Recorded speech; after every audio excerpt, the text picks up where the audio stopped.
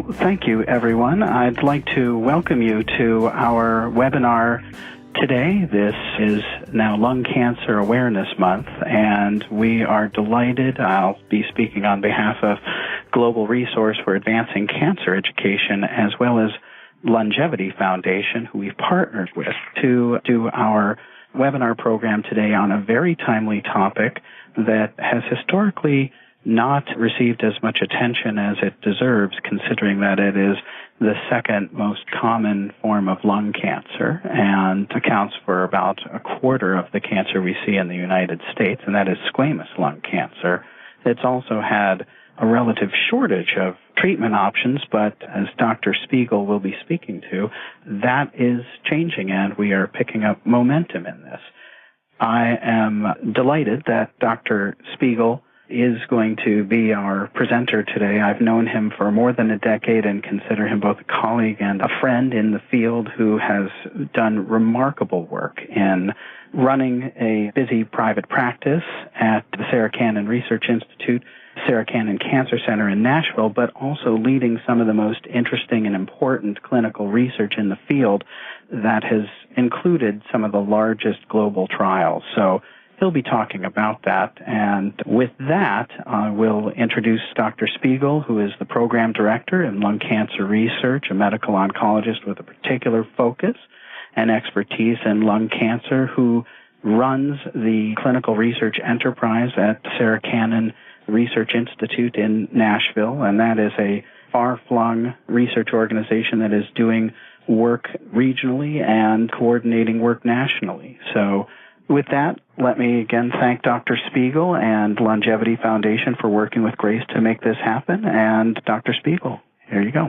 Well, thanks, Dr. West, and to everybody for calling in. I know sometimes it's hard to do this in the middle of a day. I think this is a very important topic, and I think often an underrepresented topic, at least at the meetings many of us attend, and really because I think there's not been a lot of advances. But I think much of that is changing, and I'll try to show you why it's becoming an evolving and ever-exciting area within lung cancer in general. And I'm going to try to touch on a lot of themes here, but I'll try to keep us within the 40-minute window because I know it's important to have time for questions, interaction at the end. So the title is Squamous Lung Cancer, Growing Understanding and Expanding Treatment Options. I do not have any disclosures. I certainly am involved in clinical research, but no conflicts of interest for this presentation. So what I want to do in the next 40 minutes or so is to first define squamous lung cancer. Often that's somewhat confusing, certainly to patients and families.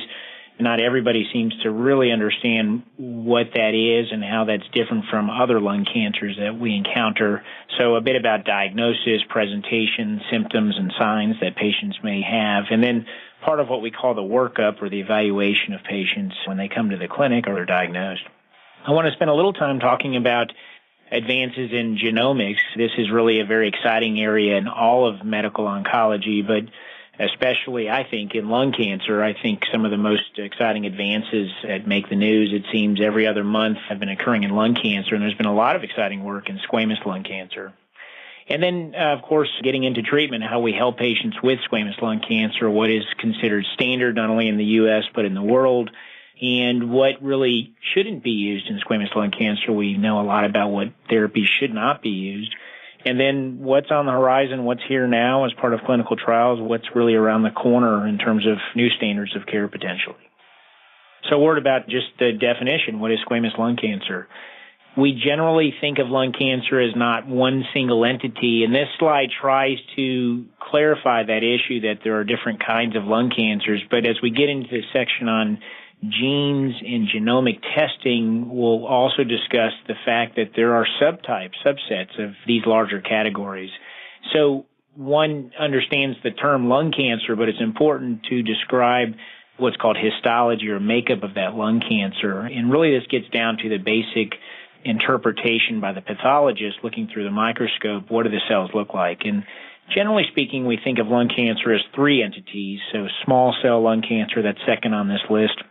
Squamous lung cancer, obviously the subject of today's discussion, and what often gets referred to as non-squamous or adenocarcinoma, which is the more common segment of lung cancer in general, but I want to put this in context. So there are other varieties, obviously large cell sarcomatoid variants, even other, what I would say, very rare variants of lung cancers.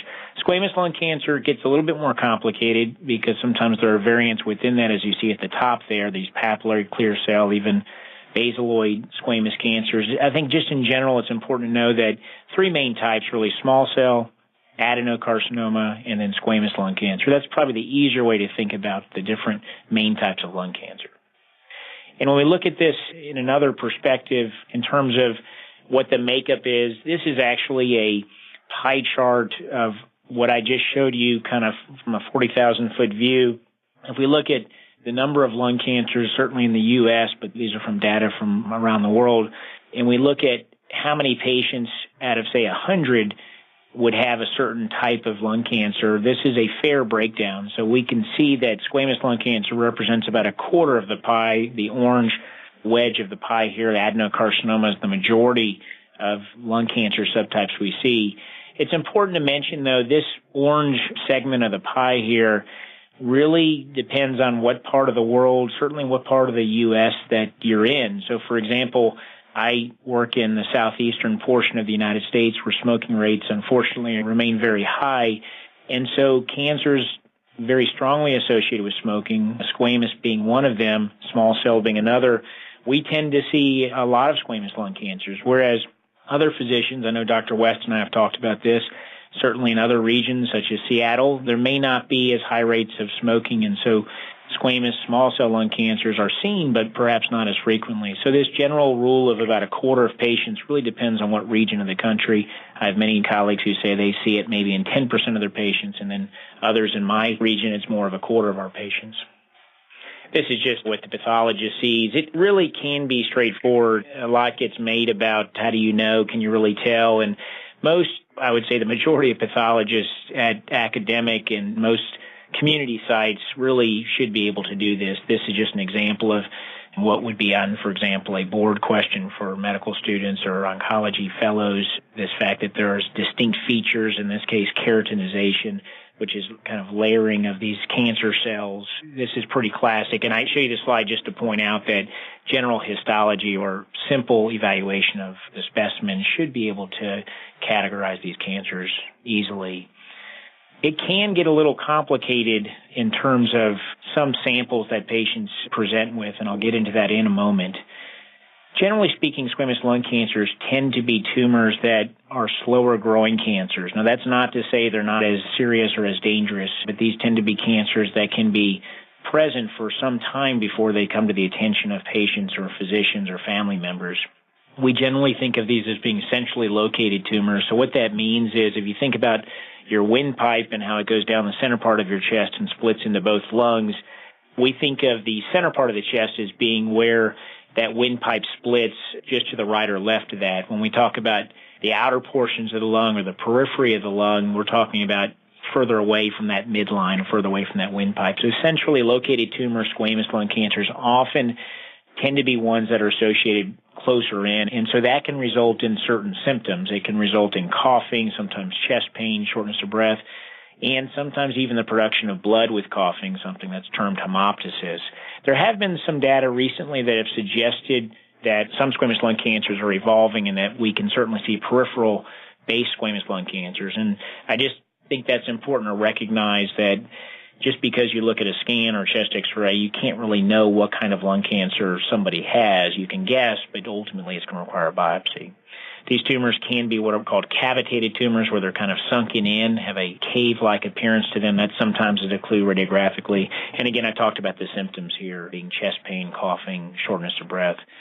Unfortunately, like with other kinds of lung cancer, small cell or non-squamous lung cancers like adenocarcinoma, a lot of patients, by the time lung cancer is diagnosed, they already have advanced cancer. It's already at a point where surgery is not going to be feasible. It's not going to be effective enough to cure patients. That doesn't mean there couldn't be other therapies. I'll get into that.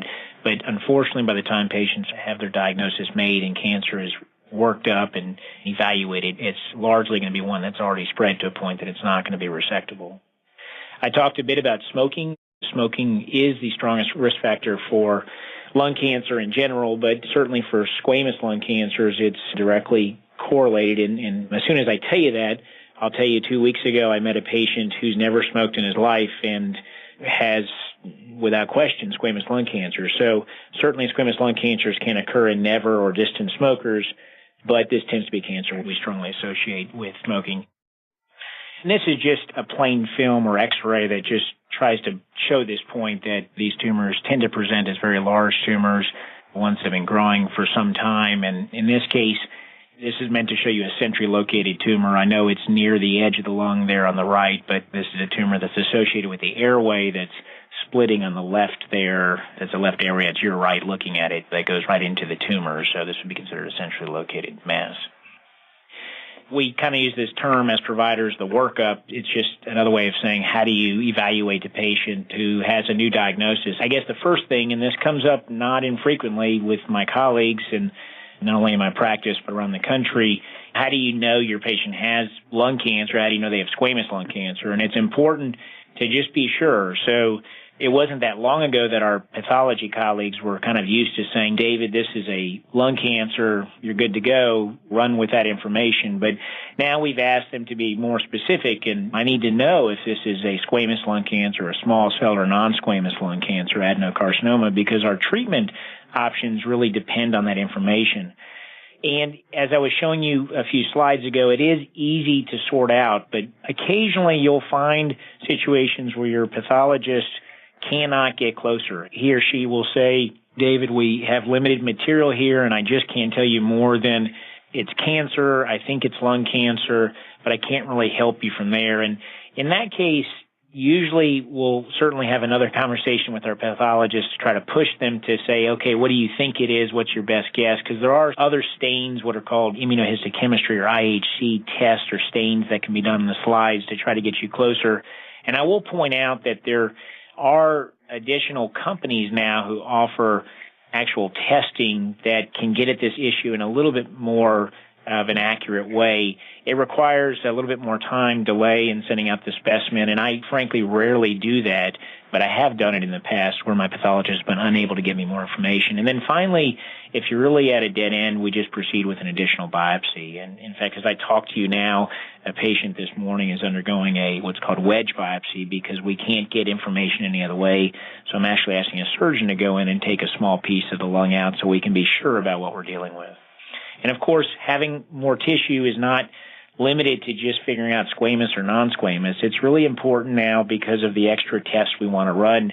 Not only do I want to know if it's squamous cancer, I want to know a little bit about the genetic makeup of this cancer, as we'll get into.